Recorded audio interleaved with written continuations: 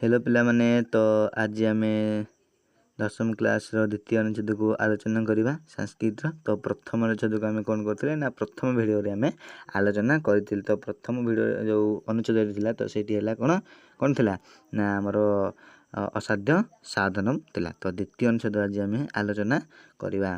तो द्वितीयटी हूँ कौन ना आमर सन्निमित्ते वरम त्याग टी आमर कौन द्वितीय अनुच्छेद हूँ सन्निमित्ते वरम त्याग जार अर्थ हूँ कौन ना सत्कार्य दान मंगलप्रद हेब। अनुच्छेद टी आलोचना करिया। प्रथम है पूरा बुद्धिसत्व ब्राह्मण कूले जात सह अत्यंत मेधावी। पूरा माने पूर्व काल रे बुद्धिसत्व ब्राह्मण कूल जन्मग्रहण करथिले एवं सह अत्यंत मेधावी से अत्यंत मेधावी थिले। कौन ना अल्पेन कालेन सकला विद्या अधीतवान अल्प काल समय बुद्धिसत्व गण कले ना समस्त विद्या को अध्ययन करथिले। तापर कौन आमर ना अध्ययनात् परम संसार सुखम त्यक्ता सह वानप्रस्थम अकरत। अध्ययन सरिबा परे से संसार सुख को छाड़ी जंगल को बा वन को गमन कले। एकदा बुद्धिसत्व वने भ्रमण पर्वत गुहायां स्थितमेकं व्याघ्रिम अपश्यत। एकदा बुद्धिसत्व वने भ्रमण थरे बुद्धिसत्व वन रे बुलुथुवा समय पर्वत गुहायां स्थितमेकं व्याघ्रि अपश्यत। पर्वत गुंफा भितर छिड़ा होइतिबा बाघुणी को देखिले। सा तत्क्षणमेव शावकान् प्रसूतवती। से बाघुणीटी संगे संगे शिशु को जन्म देइथिला। अतः व्याघ्री खाद्य संग्रहार्थम असमर्था सती खिदाया व्याकुला अभवत। अतः व्याघ्री खाद्य संग्रहार्थम असमर्था सती एणु व्याघ्री खाद्य रे असमर्थ हुई खिदाया व्याकुला अभवत क्षुधारे व्याकुलित हेउथिला। दयालु बुद्धिसत्व तस्याः व्याकुलतां ज्ञात्वा चिन्तितवान् हन्त जीवस्य दुःखम। दयालु बुद्धिसत्व बाघुणीर व्याकुलता जानिपारी चिंता कले कहिले हन्त हे जीवस्य दुःखम जीवर दुःख। अत्र खाद्यम कह दास्यति एठारे खाद्य किए बा देव।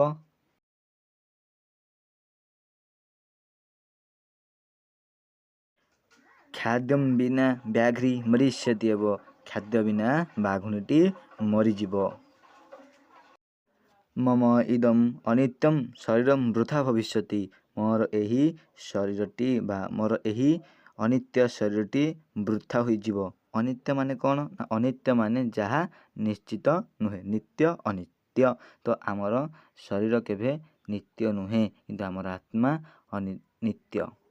आमर शरीर होची अनित्य। अतः मम शरीरेण व्याघ्रा जीवनम रक्षिष्यामि। एणु मोर शरीर द्वारा बाघुणीर जीवन को रक्षा करिवि।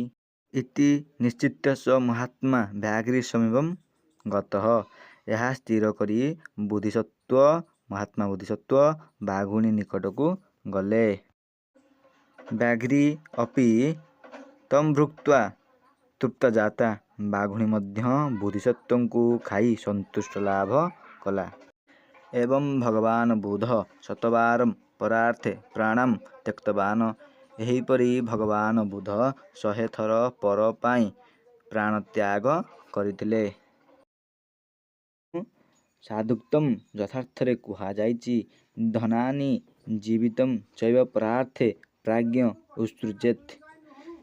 कुहा जाइछि जे धन एवं जीवन को परर कल्याण पाई जो विज्ञ व्यक्ति मान रहिले से माने कल्याण करिबा बा त्याग करिबा उचित। कारण धन एवं जीवन दुईटी जाक अनित्य अटे।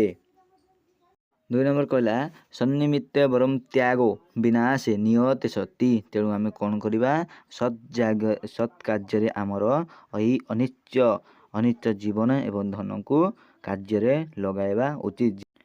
आमर अनुच्छेदटी सरीगला। तो यह पर आम यार अभ्यास कार्य जो अभ्यास गुड़िक रहा आम ताको आलोचना करिबा। ଏହା ହେଉଛି ଆମର ଅନୁଚ୍ଛେଦର ପ୍ରଶ୍ନ।